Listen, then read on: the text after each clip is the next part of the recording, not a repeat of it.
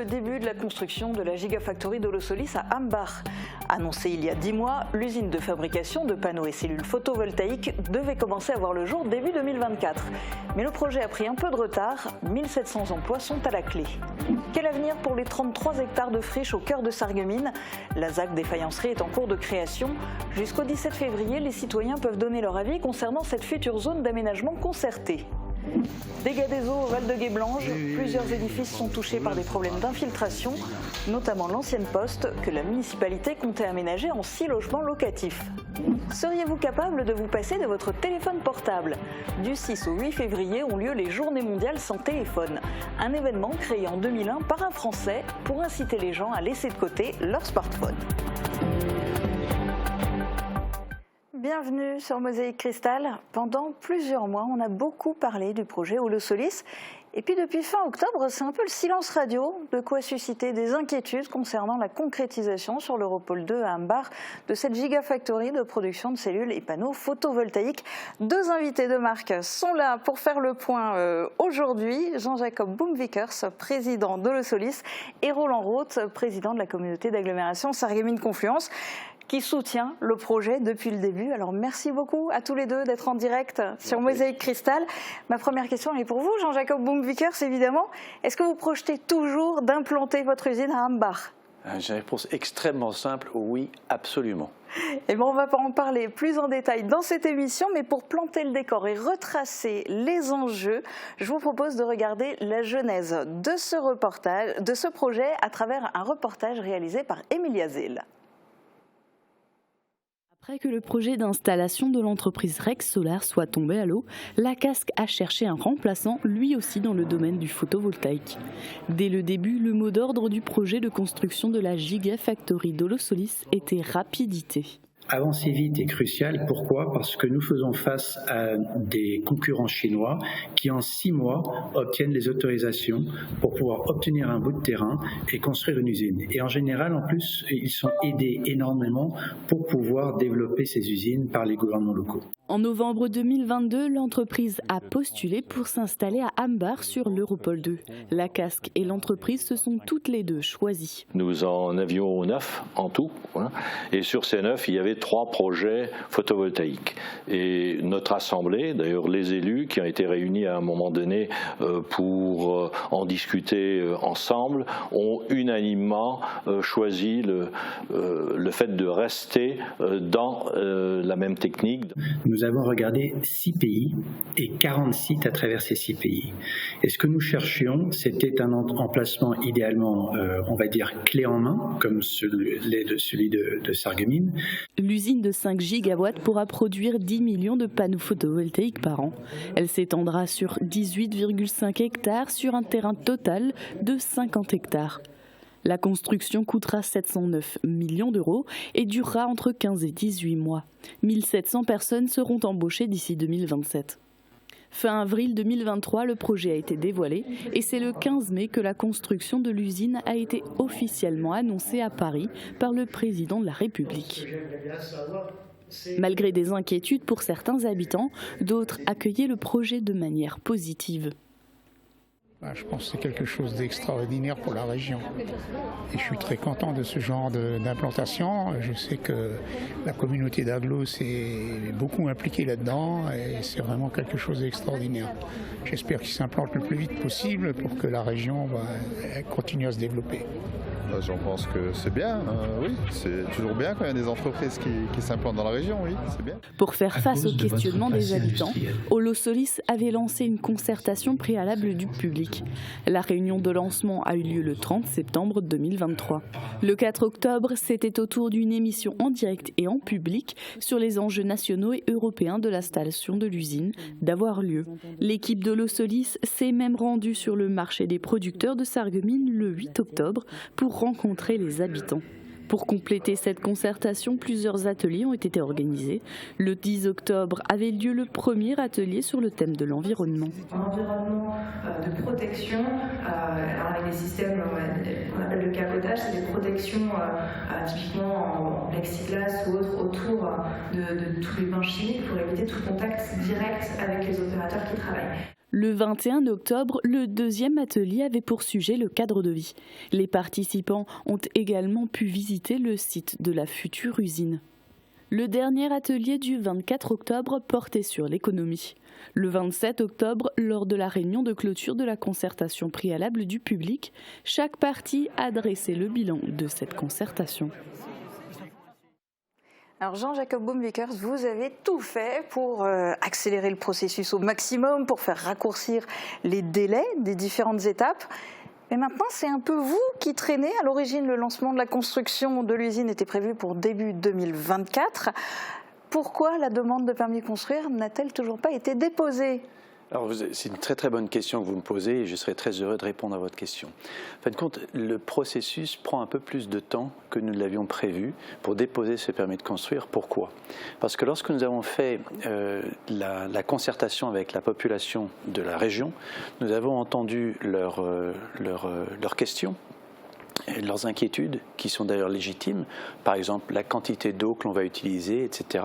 Et nous avons travaillé très très fort avec mes équipes pour pouvoir justement apporter des réponses à ces questions en concert. Pour donner l'exemple de l'eau, nous avions annoncé qu'on allait utiliser 300 m3 d'eau, dont on utilisera à peu près 10%. Aujourd'hui, cette quantité a été réduite, grâce au travail de mes équipes, de 300 m3 à 250 m3, dont on n'utilisera que 10% à nouveau. Donc on essaie de faire tout un tas d'étapes qui permettront d'avoir une usine encore plus vertueuse sur le site. Malheureusement, ces études prennent du temps.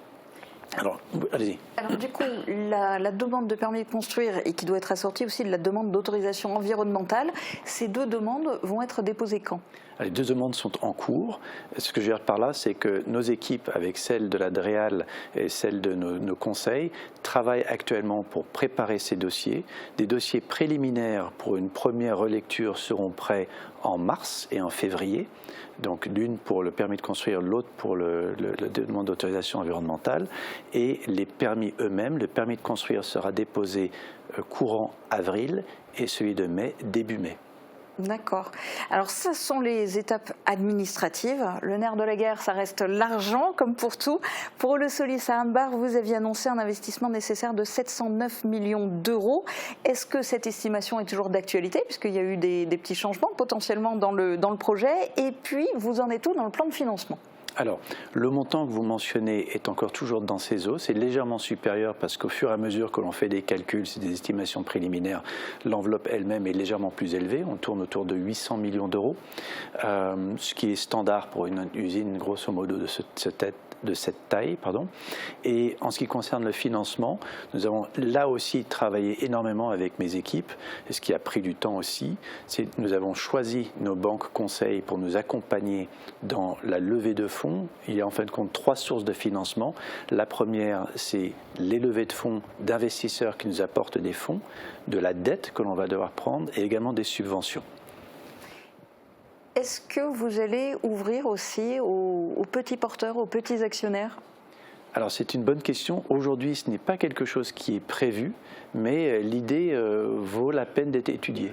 Donc on pourra en discuter avec d'une part nos actionnaires, mais également avec la région, pour voir si c'est quelque chose à faire. On en avait déjà parlé par le passé, et c'est quelque chose qui est très compliqué à faire à cause du fait que l'on devra répondre à tout un tas de normes financières. Donc ça va peut-être prendre énormément de temps et raccourcir le projet. Donc il faudra voir. Mais ce n'est pas à l'ordre du jour pour le moment. Et par rapport à ces différents partenaires et ce que vous devez réunir comme fonds, vous en êtes où? Vous avez atteint quel montant? Alors, c'est trop tôt pour parler de montant. Pour vous expliquer la procédure, on fait d'abord une première levée de fonds qui s'appelle classiquement une série A, qui va lever une somme nécessaire pour faire tout le reste des études pour le design de l'usine. Comme vous le savez, c'est une usine colossale, c'est un terrain de 50 hectares. La totalité des bâtiments va représenter 18 hectares de bâtiments. Imaginez-vous ça, dans 3 grands bâtiments distincts. Donc la quantité d'études qu'il faut faire pour faire un permis de construire et ensuite pour déterminer où sont toutes les canalisations, et je vous en passe tous les détails. Rappelez-vous, c'est des salles blanches qu'on va mettre à l'intérieur. C'est extrêmement complexe. Tout cela prend beaucoup de temps et d'argent. Donc c'est ce que l'on va faire après avoir déposé les permis de construire. Parce que vous avez d'abord une étude, un permis de construire qui est un document relativement simple, mais ensuite tout le détail de toutes les canalisations, de toute l'électricité qu'il faut faire. Donc ça sera une première levée de fonds qui aura lieu courant mai-juin, et une deuxième levée de fonds qui, elle, va financer la construction de l'usine à partir du début de l'année prochaine. Et à chaque fois, il y a une combinaison d'apports en fonds propres d'actionnaires et également de subventions que l'on a reçues de l'État et de la région. Alors vous venez d'évoquer les superficies qui effectivement sont conséquentes. Roland Roth, à l'époque, vous aviez le choix entre plusieurs projets, mais il n'y avait de la place que pour un seul, d'une telle ampleur. Et vous vouliez déjà, à ce moment-là, absolument que ce soit du photovoltaïque. Pourquoi ? Tout simplement parce que quand on fait ce type de choix, on s'imagine l'impact d'un tel équipement sur le site composé d'une part d'une partie naturelle qui doit rester préservée, et puis à proximité des habitations également qui ne doivent pas être gênées. Le photovoltaïque était pour nous un choix, je dirais également lié à la teneur du tissu économique actuel sur notre territoire. Nous sommes à 70% pratiquement liés à l'automobile, et la diversification nous convenait parfaitement. Donc ça, c'est un élément essentiel. Ensuite, nous souhaitons également, politiquement, nous associer à cette transition énergétique, et nous voyons d'un très bon œil le fait de fabriquer ces panneaux en Europe, et notamment chez nous, pour le marché européen. Donc voilà quelques-uns des critères qui ont été mis en avant par une assemblée, parce que c'est la première fois que j'ai fait cet exercice-là. Je n'ai jamais été en situation d'avoir 9 projets différents. Oui, parce qu'au départ, vous vouliez du photovoltaïque, mais une fois que vous aviez choisi ça, vous avez eu plusieurs candidats. C'est ça. Et vous avez dû choisir, puisque, encore une fois, il y avait de la place que pour un seul, vu l'ampleur, vu les superficies. Vous êtes toujours content d'avoir choisi Holosolis ? Très content. C'est dur en face de lui de lui dire que vous regrettez de toute façon. Non, mais je peux le dire en toute transparence, d'ailleurs, parce que la collaboration est excellente. Je crois que la confiance règne de part et d'autre. Nous travaillons dans une transparence totale, ce qui me convient très bien. Donc pour l'instant, je suis ravi. Alors ceci dit, tout n'est pas rose. Le but d'Holosolis, c'est à terme de produire 10 millions de panneaux photovoltaïques par an, mais cela fait déjà des mois que le secteur européen du photovoltaïque est ravagé. À cause du plan américain en faveur de la transition énergétique, la Chine ne peut plus exporter ses panneaux solaires aux États-Unis. Du coup, elle inonde le marché européen en bradant les prix. Et malgré cela, on estime qu'aux Pays-Bas, il serait actuellement stocké tellement de modules chinois qu'il y en aurait assez pour couvrir la demande de toute l'Europe pendant 2 ans. Alors dans ce contexte, comment Holosolis pourrait réussir à vendre 10 millions de panneaux par an qui seront plus chers que les panneaux chinois ? Alors, ça tombe bien qu'ils ont besoin de 2 ans, parce que nous allons construire notre usine, nos premiers panneaux sortiront dans 2 ans. Donc, en termes de timing, c'est parfait. Non, il faut effectivement, ce qui s'est passé, c'est que les États-Unis ont créé un plan de réinvestissement massif pour l'industrie américaine qui s'appelle l'IRA. Et ils se sont focalisés sur 3 industries absolument cruciales pour les États-Unis, pour n'importe quelle nation qui souhaite garder son indépendance. C'est le semi-conducteur, c'est l'énergie renouvelable et c'est le médicament, qui aujourd'hui était massivement exporté en dehors des États-Unis. Et les États-Unis ont fait ce qui était nécessaire pour les États-Unis. Ils ont créé ce plan massif qui s'appelle l'IRA. L'Europe a vu cela et a fait exactement la même chose. Aujourd'hui, l'Europe a fait le NZIA, qui s'appelle le Net Zero Industry Act, et qui justement encourage la création d'une industrie renouvelable photovoltaïque. Donc il y a... Ceci dit, on n'est quand même pas du tout dans les mêmes proportions, en tout cas à l'heure actuelle en Europe, parce qu'aux États-Unis, moi d'après les chiffres que j'ai trouvés, chaque watt de cellule solaire serait subventionné à hauteur de 4 cents et chaque module solaire à hauteur de 7 cents, à condition que les composants des panneaux soient fabriqués aux États-Unis. Alors du coup, est-ce que ça ne vous a pas donné envie de vous implanter, d'implanter votre usine outre-Atlantique, comme par exemple le fabricant suisse Meyer Burger, qui va démarrer sa production en Arizona au 2e trimestre de cette année et à Colorado Springs en fin d'année, et qui s'apprête à fermer son usine implantée à Freiberg en Allemagne? Alors, je connais bien cette entreprise parce que ça fait 16 ans que je suis dans cette industrie. Je sais également qu'ils veulent monter une usine aux États-Unis et s'ils souhaitent le faire, c'est leur choix. Notre choix, c'est d'installer une usine en Europe. Il faut également savoir que le président de cette entreprise est très bon pour faire de grandes annonces fracassantes et dans la presse pour que 3 jours plus tard, il soit dans le gouvernement allemand en train d'exiger des choses. Donc je pense que ça a quand même méchamment fait chuter ses actions. Hein. Bien sûr, mais ses actions n'étaient déjà pas très hautes, donc ça n'a pas fait chuter beaucoup plus que cela. Il faut savoir aujourd'hui que ces acteurs comme cette société dont vous parlez sont dans une situation financière catastrophique à cause justement de ce dumping massif des Chinois. Et donc il faut agir au niveau de ce marché et de créer des règles. C'est ce que nous demandons et c'est ce qui est en train d'être fait par le NZIA. Le NZIA, comme je vous le rappelle, exige que 40% des panneaux photovoltaïques fabriqués et installés en Europe d'ici 2030 soient fabriqués en Europe. Et c'est là-dessus qu'on se base. Malheureusement, ce timing de ces règles sont trop lentes pour une société comme Meyer Burger qui aujourd'hui a besoin d'avoir des débouchés. Et oui, la Chine a inondé le marché européen pour beaucoup de panneaux photovoltaïques, pour 2 raisons. D'abord, le marché américain était bloqué pour des raisons de dumping.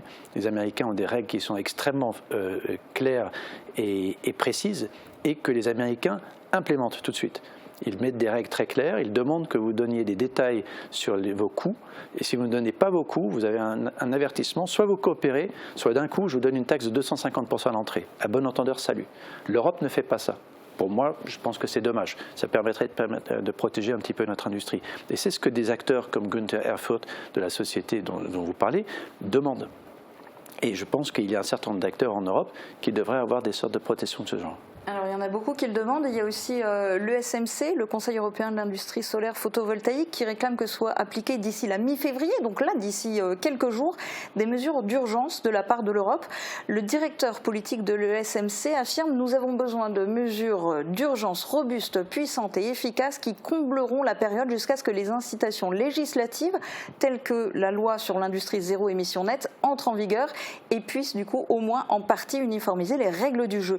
Est-ce que vous espérez, parce qu'effectivement, d'un point de vue législatif, en plus législatif européen, ça peut prendre au moins 2 ans, est-ce que vous pensez qu'on va réussir à obtenir en Europe réellement, finalement, du protectionnisme et des mesures d'urgence? Oui, il faut en fin de compte au niveau de l'Europe établir des règles et c'est ce que nous, en tant qu'industriels, demandons au gouvernement. Créer des règles qui soient claires, que l'on puisse utiliser. Donc, et c'est ce que demande également cette association, le SMC. Aujourd'hui, ce que l'on voit, c'est que l'Europe est en train de se structurer. Les délais d'implantation de ces règles sont lentes. Nous faisons nous-mêmes partie d'une task force, un groupe de travail, et nous sommes présidents de cette task force pour faire en sorte que l'implémentation de cette loi NZIA, ce qu'on appelle un Implementing Act, soit fait le plus rapidement possible. Donc on ne veut pas que ça dure 18 mois, 2 ans, on veut que ça soit fait en 9 mois. Donc c'est ce sur quoi mes équipes et moi-même allons pousser. Parce qu'effectivement, le timing est serré, c'est compliqué. Vous l'avez dit, la situation est compliquée pour les fabricants actuels.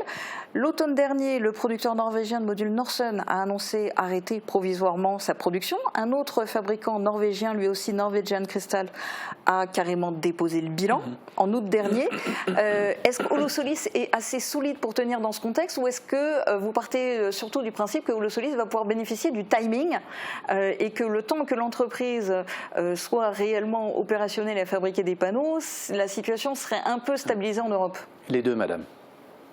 Les deux. La première question, c'est est-ce qu'on bénéficie du timing? Oui, notre timing est meilleur. Notre usine sera installée et produira des panneaux photovoltaïques lorsque ces règles NZIA seront totalement implémentées dans le marché. Donc oui. Mais en même temps, est-ce qu'on est suffisamment solide? Oui, nous avons des bons actionnaires qui nous soutiennent, qui sont absolument motivés pour que ce projet réussisse, et c'est sur quoi nous nous basons. Nous avons aujourd'hui des actionnaires qui sont absolument convaincus de la nécessité de réindustrialiser l'Europe et d'avoir une souveraineté énergétique, et c'est ce que l'on va faire.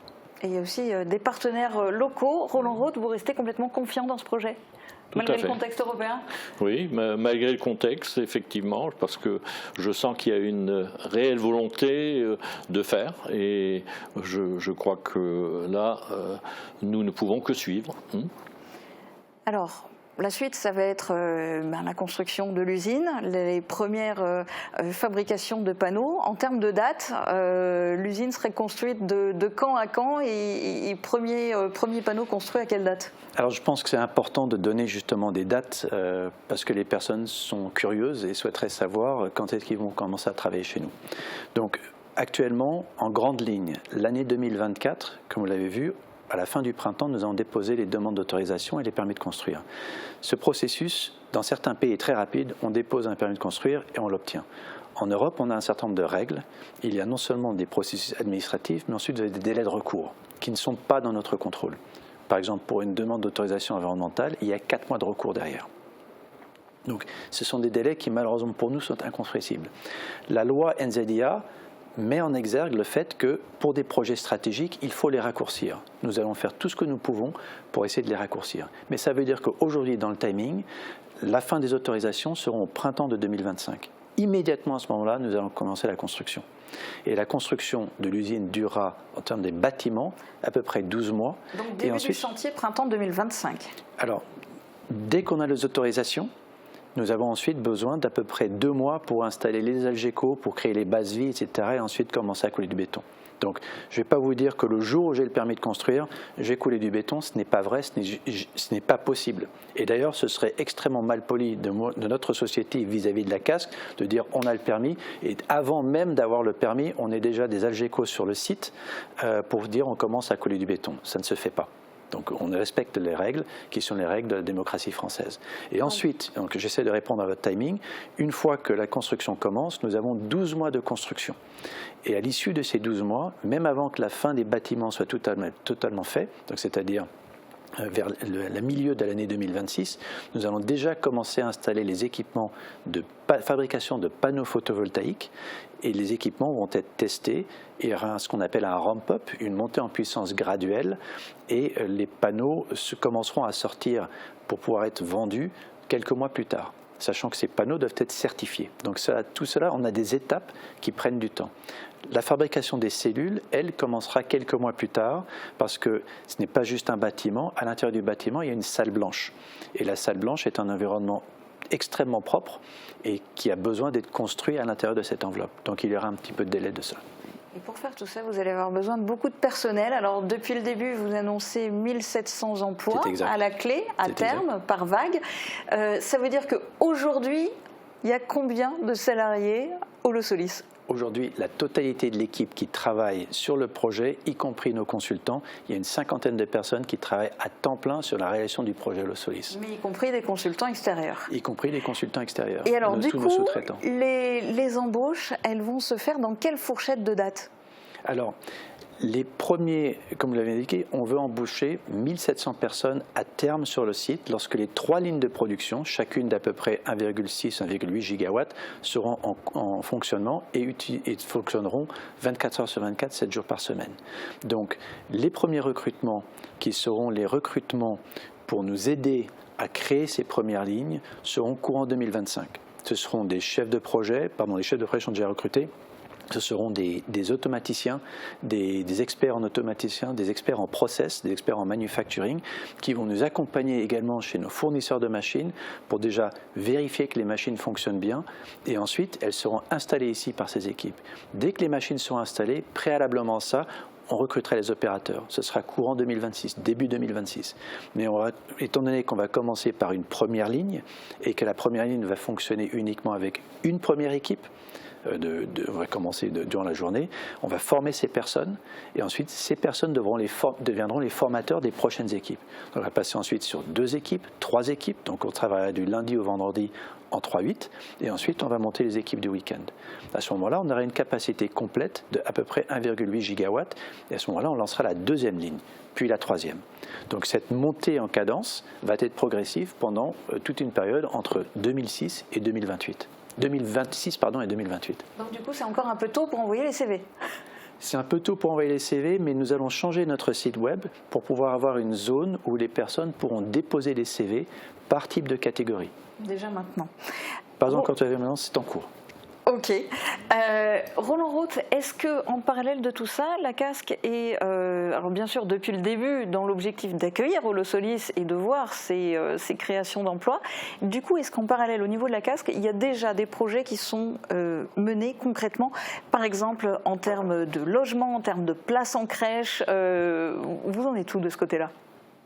Oui, bon, un tel projet s'accompagne évidemment d'un certain nombre de problèmes liés à la formation, ça vient d'être évoqué à l'instant, liés à la mobilité. Je crois que c'est un sujet intéressant également, lié à l'accueil des familles en termes de logement, en termes d'accueil dans les crèches notamment. Tous ces sujets-là sont déjà en réflexion à l'heure actuelle. Donc si je prends l'exemple de la crèche que vous avez cité, il y a plusieurs solutions possibles. Nous sommes en train d'analyser les choses de telle manière pour trouver la solution la meilleure. Il existe une crèche aujourd'hui sur le site. Est-ce qu'il faut, par exemple, l'agrandir, puisque, en termes de nombre de places, nous sommes au taquet, donc il n'y a plus de disponibilité. Donc ça, ce serait une solution. Faut-il construire une nouvelle unité? C'en serait une autre. Il y a aussi éventuellement à réorganiser un peu tout ce qui est garderie à domicile, notamment pour essayer d'apporter un maximum de solutions à ces jeunes couples qui vont venir s'installer chez nous. Donc voilà, tous ces sujets-là sont déjà en réflexion et c'est une nécessité d'ailleurs, nous n'avons pas le choix. Accueillir 1700, parce que ce sont 1700 familles qui vont venir peut-être pas tous des familles nouvelles, mais qu'il va falloir accueillir sur le site de fabrication. En matière de logement, il y a des réflexions en cours également. Donc là, il faut que nous ayons la capacité de les accueillir dans de bonnes conditions.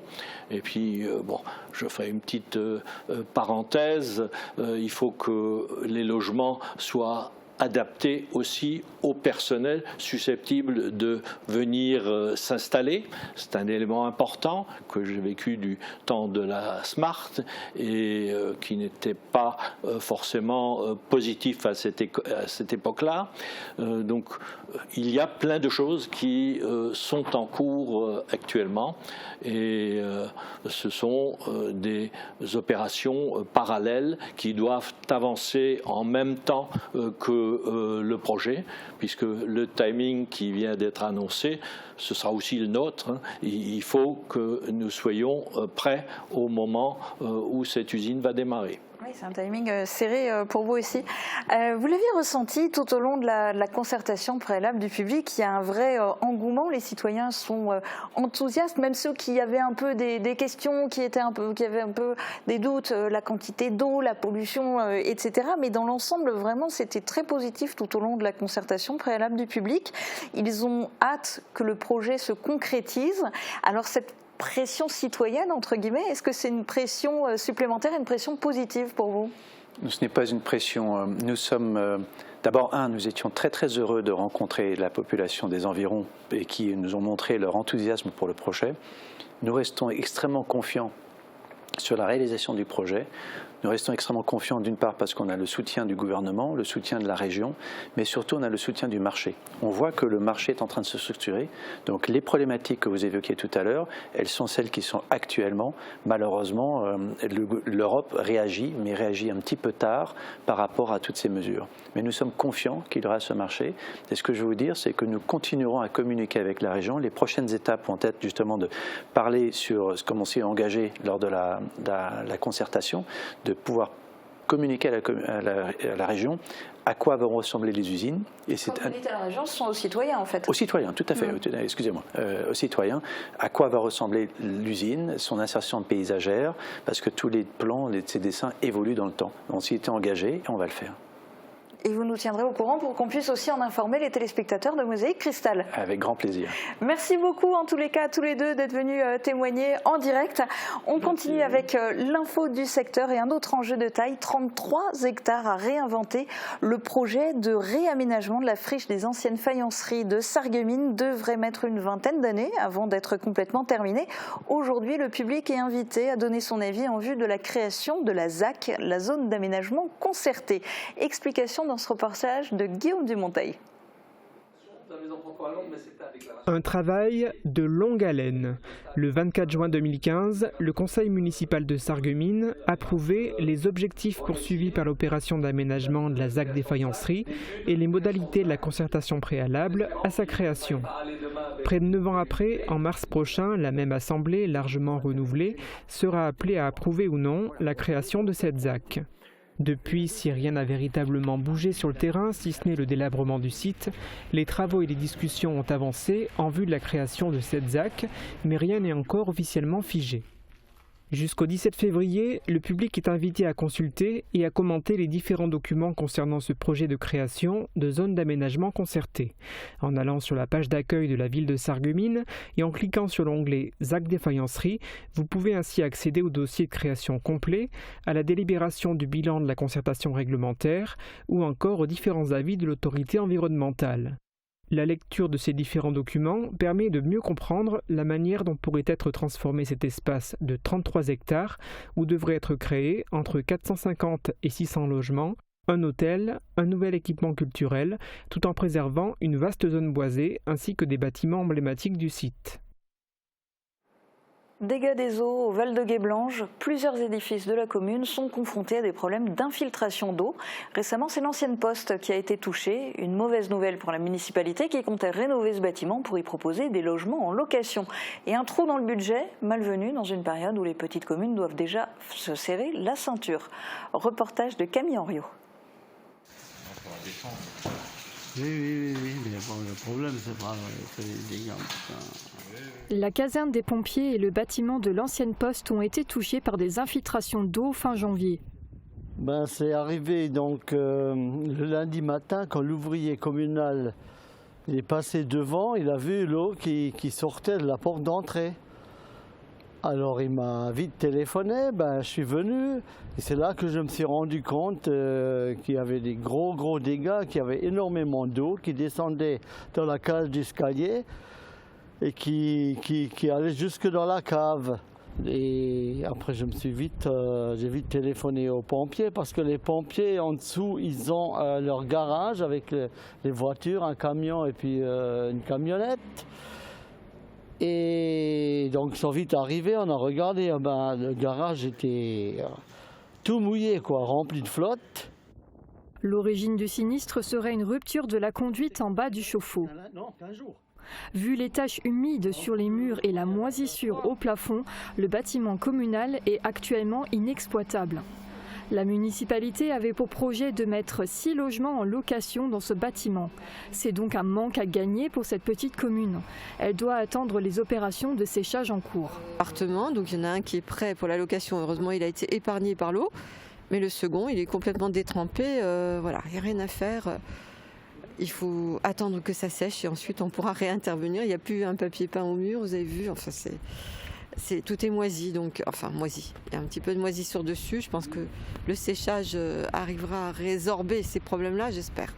Voilà. Mais en tout cas, pour l'instant, pas moyen de le remettre en location. Il faut attendre un petit peu. C'est vrai que pour le budget de la commune, c'est pas terrible, mais bon. Voilà. Heureusement, le bâtiment était inoccupé au moment de l'incident. Et ce n'est pas seulement l'ancienne poste qui est touchée par des infiltrations d'eau. L'église communale de Val de Guéblange connaît ce problème depuis des années. Des travaux sur la toiture sont en cours pour consolider l'édifice. Mais une tempête en janvier a provoqué de nouveaux dégâts des eaux dans l'église. Reportage de Camille Henriot, Marie-Morgane Pires et Guillaume Dumonteil. La tempête en janvier a mis de nouveau à mal la conservation de cet édifice. L'eau a coulé depuis la toiture, actuellement en travaux, et elle a abîmé l'orgue du 19e siècle. Il y a une dame qui vient ouvrir l'église tous les matins et s'est rendu compte qu'il y avait des infiltrations d'eau, il pleuvait de partout, et surtout au-dessus de l'orgue. Et cette dame, elle a téléphoné à ma femme à la maison pour lui dire il faut venir tout de suite, il y a des gros problèmes à l'église. Je suis venue tout de suite et puis on s'est rendu compte qu'il y avait au moins 5-6 bancs où les coussins, tout était imbibé d'eau. Les plafonds se décollaient, devant il y avait de l'eau, heureusement, qui stagnait mais qui ne rentrait pas dans le chauffage parce qu'il y a une aspiration de l'air froid. Les équipes municipales ont dû intervenir pour rapidement sécher les parties endommagées. On a tout nettoyé, épongé, on a couvert les bancs, on a mis des seaux en dessous parce que ça continuait à couler vu qu'il pleuvait toujours. À l'origine de cet incident, le soulèvement d'une bâche pendant l'arrêt temporaire des travaux. Là, on va réparer tout ça. C'est vrai que ça a fait un petit peu... ça a causé des soucis à plein de gens finalement parce qu'on est un peu angoissé. Quand ça se passe, on ne sait pas trop comment ça va se résoudre. Donc là, on a les experts des assurances qui vont intervenir. Il y a un rendez-vous mi-mars. Le problème, c'est que l'église était déjà fragilisée au niveau de sa toiture. Les infiltrations d'eau y sont régulières. Le problème était déjà connu par les services municipaux qui ont engagé des travaux sur la toiture et pris en attendant des mesures d'urgence pour faire face à ce problème. Les dégâts sont estimés à environ 60 000 €. La commune a fait les démarches pour se faire rembourser par les assurances. Mais en attendant, la crainte d'une nouvelle tempête reste bien présente dans une église toujours en cours de consolidation. Est-ce que vous pourrez vous passer de votre téléphone portable ? Du 6 au 8 février ont lieu les Journées mondiales sans téléphone, un événement créé en 2001 par un Français pour inciter les gens à mettre de côté leur smartphone, outil qui est devenu omniprésent dans notre quotidien. Comment les usages ont-ils évolué ? Élément de réponse dans ce reportage de Marie-Morgane Pires et Thibaut Desmerlet. Gaston, il y a le téléphone qui sonne ou pas. C'est justement à la Saint-Gaston, le 6 février, que débutent les Journées mondiales sans téléphone. L'objectif, déconnecter des écrans et laisser de côté son appareil pendant 3 jours. Un événement imaginé par l'écrivain français Phil Marceau en 2001. L'époque des premiers téléphones qui permettaient surtout de téléphoner et envoyer des SMS. Avec l'apparition des smartphones, l'outil a aujourd'hui de nombreuses autres fonctionnalités. 5 heures et 7 minutes par jour, c'est le temps moyen que les Français passent sur leur smartphone, une augmentation de 2 heures en 10 ans. Un chiffre qui peut s'expliquer par le nombre d'applications qui a doublé. En moyenne, 9 applications sont consultées quotidiennement. Une plus grande utilisation des smartphones qui se constate aussi chez les commerçants. Alors en nette augmentation, la fréquentation, surtout sur la réparation, au moins 50% de plus. Après, je ne pourrais pas vous donner des chiffres exacts, mais je dois faire entre 10 et 15 appareils par jour au moins. J'ai des clients qui ne peuvent même pas s'en passer 1 heure pour faire une réparation, pour vous dire. Une grande dépendance qui peut même se développer en homophobie, la peur d'être séparé de son téléphone portable. Selon une enquête, 21% des Français déclarent être incapables de s'en passer. Et vous ? Ah non, c'est très délicat. J'utilise mon téléphone portable de manière professionnelle, donc impossible par rapport au boulot. Ça devient un outil de travail. Et puis si je prends les choses sur le plan perso, c'est vrai qu'on est vite addict. Je l'utilise très peu, c'est vraiment pour avoir des coups de téléphone quand autrement je peux m'en passer très bien. Des fois ça m'arrive même de l'oublier à la maison ou dans la voiture. C'est plus un outil de communication avec mes amis ou même que ce soit par rapport au niveau professionnel avec mon école, mes professeurs ou même en divertissement. Donc il est assez important au quotidien. Et la question, si on se fait dans un scénario où vous êtes en congé, le boulot est coupé, vous êtes à la maison, est-ce que pendant une journée, vous pourriez le laisser de côté ? Je vous retourne la question, vous y arrivez vous ? Mais s'il vous plaît, pensez en tout cas toute l'année à couper votre téléphone quand vous êtes au cinéma, au théâtre ou à un concert. Je vous propose d'ailleurs plusieurs idées de sortie dans quelques instants, juste après les prévisions météo. La rénovation de vos façades avec Modern Habitat allie esthétique et une résistance garantie à toutes les intempéries.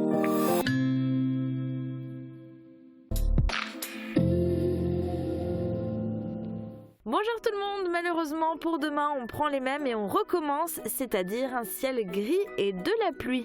Des averses sont attendues tout au long de la journée et de manière assez soutenue. Côté température, les minimales iront de 8 à 9 degrés et les maximales de 10 à 11 degrés. Demain, nous fêtons les Jacqueline et il fera jour de 7h52 à 17h38. Passez tous une belle journée et à demain!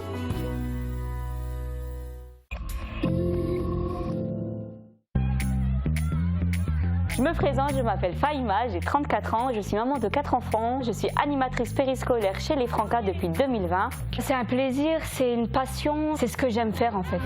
Vous aussi, devenez animatrice ou animateur chez les Francas. Vous souhaitez crépir et isoler votre maison? Rénover votre toiture et vos gouttières? N'hésitez pas à faire appel à Moder Habitat. Depuis plus de 15 ans, les professionnels œuvrent aux 4 coins du département. Leur priorité, vous satisfaire en termes de conseils, de choix des produits et de qualité de mise en œuvre. Couverture, crépissage et isolation, faites confiance à Moder Habitat. Je suis très attentif à ma santé et je n'ai pas envie de mettre mes problèmes d'audition entre les mains de n'importe qui. Chez nous, chaque patient bénéficie d'un service personnalisé. Dans nos magasins dédiés à l'audition, notre équipe est formée pour vous accompagner dans votre parcours de soins et vous offrir un service de qualité répondant à vos attentes.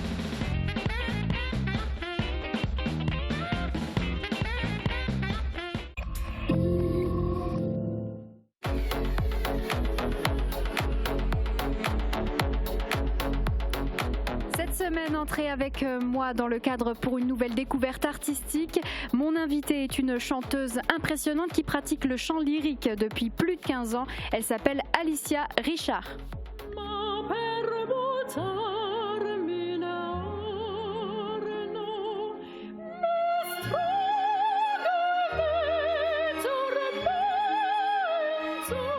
Cette émission est à découvrir en intégralité ce jeudi à partir de midi sur Mosaïque Cristal. Le mercredi, c'est le jour des sorties nationales au cinéma. Direction les cinémas Forum de Sarreguemines pour découvrir le film coup de cœur de la semaine. Allez, on y va. Cocorico, Cocorico, la première grande comédie française de l'année, on peut le dire, réalisée par un jeune premier en tant que réalisateur, Julien Hervé, mais qui pour autant n'est pas un inconnu au niveau du cinéma, puisque c'est l'auteur des Tuches, de la série des Tuches. Donc vous voyez, la comédie, ça sent bon déjà, hein, rien qu'avec cela. Hein, et il a réuni un casting plutôt sympathique, Christian Clavier, Didier Bourdon. D'ailleurs, Didier Bourdon et Christian Clavier n'avaient été jamais réunis dans un long métrage. Ça peut paraître surprenant. Hein. Et là, ils nous emmènent dans un univers où un jeune couple, Alice et François, annoncent leur mariage à leurs parents respectifs. Alors, les parents respectifs, d'un côté, une famille d'aristocrates, les Bouvier sauvages, et de l'autre côté, les Martin, une famille un peu plus modeste.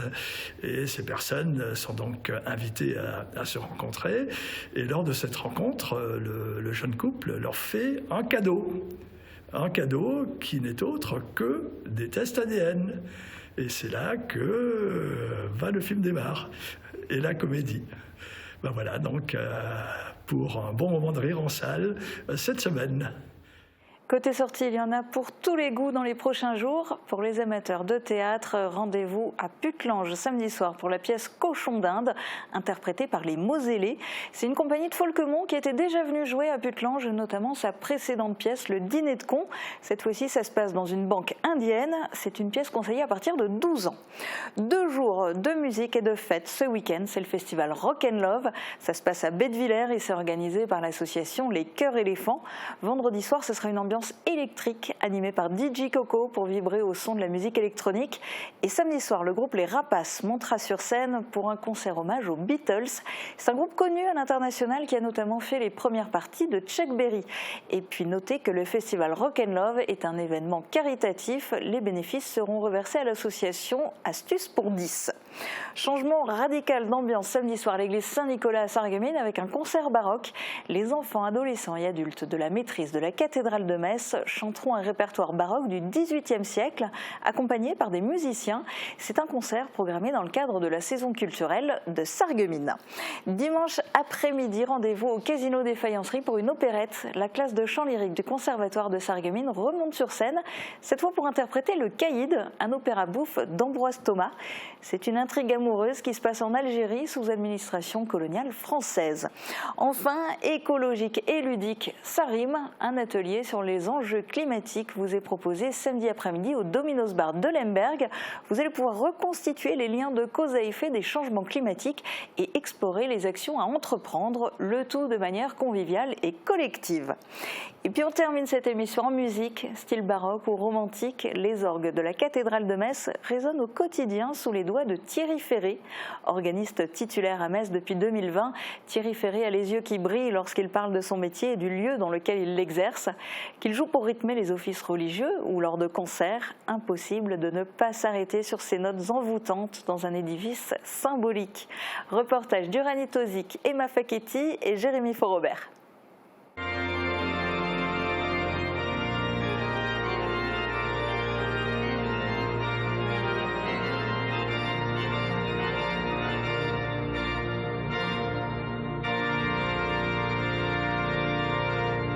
C'est tellement grandiose, c'est tellement beau, c'est tellement raffiné qu'on ne peut pas ne pas aimer. Tout ce qui est architecture, tout ce qui est sculpture, tout ce qui est vitraux, c'est quand même assez magnifique dans cette cathédrale.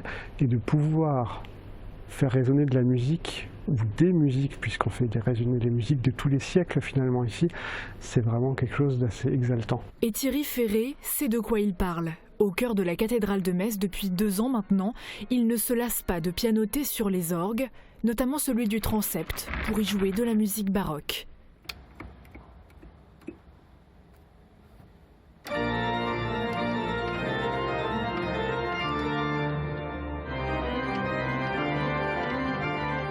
On a dans l'instrument un grand réservoir d'air et donc cet air va rentrer dans les tuyaux. Et les tuyaux, on va choisir, l'organisme choisit ceux qu'il va vouloir faire sonner. Et devant nous, nous avons des registres et pour chaque bouton correspond une série de 56 tuyaux. Et s'il veut proposer de la musique romantique, c'est sur l'orgue maître d'hôtel qu'il s'assoit.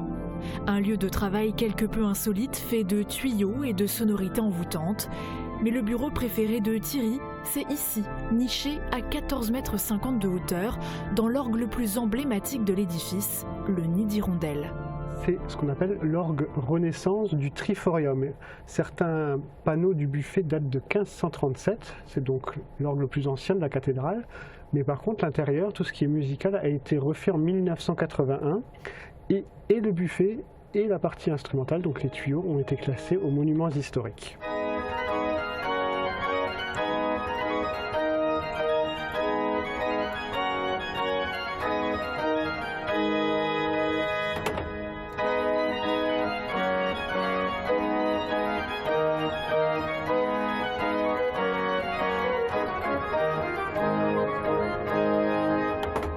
Je pense que je suis attaché à cette cathédrale. Je suis mosellan, natif de Forbach, et du coup, on va dire, c'est ma cathédrale. Et il faut dire qu'elle est quand même très très très belle. Et il y a de quoi faire, on s'en lasse pas, quoi. Un régal pour les yeux et les oreilles, car observer Thierry, c'est s'offrir un instant en suspendu. Même si jouer de l'orgue n'en reste pas moins un travail essentiel pour les messes, comme ce dimanche matin par exemple. Une célébration, c'est 4 morceaux. Il y a l'entrée, la sortie, et au milieu, il y a ce qu'on appelle l'offertoire et pendant la démarche de la communion, 4 morceaux. Et comme ici, nous avons des messes sur des instruments qui sont différents, donc de types vraiment différents, il faut préparer 2 fois 4 morceaux par dimanche. C'est à l'organisme de créer ce relief, durant les célébrations pour renouveler un petit peu à chaque fois l'écoute et l'ambiance. Bien sûr, les fidèles ne sont pas insensibles à cette musicalité, loin de là. Parce que ça permet en fait, comment dirais-je, de prier, tout simplement. d'approfondir sa réflexion et de prier plus intensément. Comme disait saint Augustin, chanter c'est prier 2 fois. Donc c'est un accompagnement à la prière. Les sons qu'on entend jouer, les voix, les différentes mélodies, ça permet vraiment d'entrer en profondeur dans la prière et ça accompagne cette prière comme un cheminement dans ce dialogue vers Dieu, avec Dieu. Thierry n'est pas le seul à en jouer. 5 autres organistes se relaient pour rythmer les célébrations tout au long de l'année. D'autres fois, des concerts sont même proposés ici avec des organistes invités d'honneur. Mais rares sont les profanes qui peuvent espérer s'asseoir à sa place. Alors Marie et Aline, de passage exceptionnellement à Metz, auront de belles anecdotes à raconter.